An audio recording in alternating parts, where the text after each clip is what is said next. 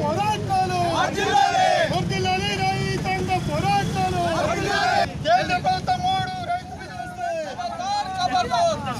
సంస్థలకు అనుకూలంగా ఉండి భారత చిన్న రైతులందరినీ కూడా భూమి నుండి వేరు చేయడానికి వచ్చిన చట్టం తప్ప ఈ ప్రజలకు మేలైంది కాదు.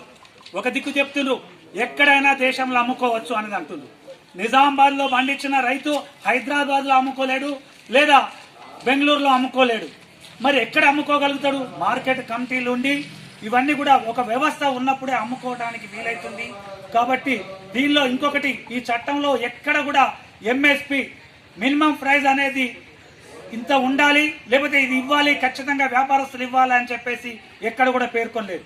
కాబట్టి ఇది పూర్తిగా కొన్ని కార్పొరేట్ సంస్థలకు లేదా గుజరాత్కు సంబంధించిన కొంతమందికి ఉపయోగపడేదే తప్ప భారత ప్రజలకు వ్యతిరేకమైంది.